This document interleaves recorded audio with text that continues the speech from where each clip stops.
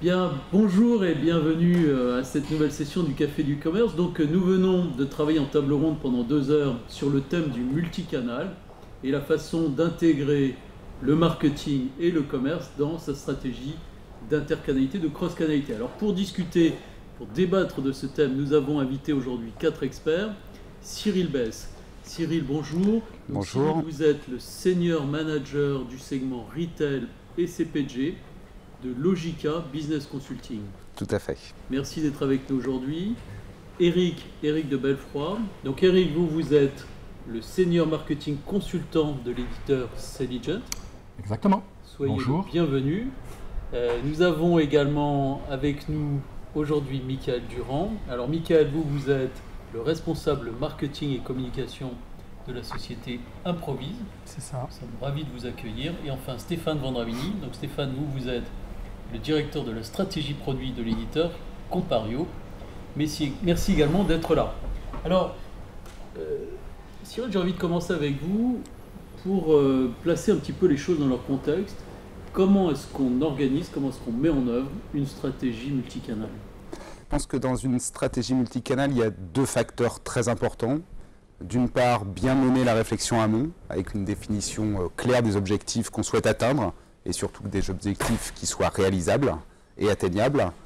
Et la deuxième partie, c'est rester pragmatique dans le déploiement de cette stratégie, faire des petits pas plutôt que des trop grands pas qui décaleraient par rapport au time to market. Très bien, donc travailler en incrémental. Tout à fait. C'est ça.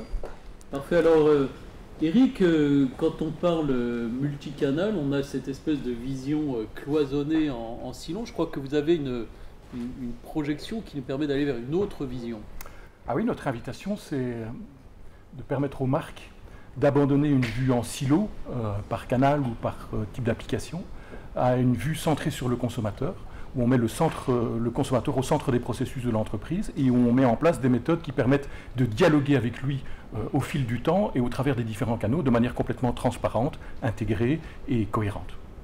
Très bien, alors dans cette vision du client au centre, il y a une espèce de transfert de pouvoir, hein. On parle de cette métaphore, on dit voilà, c'est le lapin qui a le fusil. Michael, qu'est-ce que vous pensez de ça ? Oui, aujourd'hui, les consommateurs sont connectés partout, tout le temps au monde du web.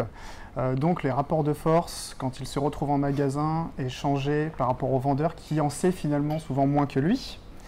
Et nous, à Improvise, justement, on essaye d'apporter les outils en magasin pour rééquilibrer ce rapport de force entre le vendeur et le client, en apportant donc des bornes tactiles multitouch qui sont connectées au monde du web. Très bien. Alors tout cela laisse à penser que ces canaux multiples, ces devices multiples, cette vision unifiée dans une stratégie multicanal, laisse à penser que le pilotage doit rester simple pour gérer cette complexité. Qu'est-ce que vous en pensez, Stéphane ? Effectivement, l'enjeu est extrêmement important puisque multiplication des points de contact, multiplication des canaux, des devices, ça fait un certain nombre de messages à adresser aux consommateurs. Néanmoins, il y a toujours des problématiques de ROI. Il faut pouvoir le faire de manière productive, centralisée. Et la nécessité d'avoir un outil, une seule console de gestion unique pour présenter son offre de manière cohérente et personnalisée sur les différents canaux est un mal absolument nécessaire aujourd'hui. Très bien, et donc ça, c'est la spécialité de Compario. Tout à fait. Messieurs, merci beaucoup de votre témoignage et à très bientôt donc sur un prochain café du e-commerce.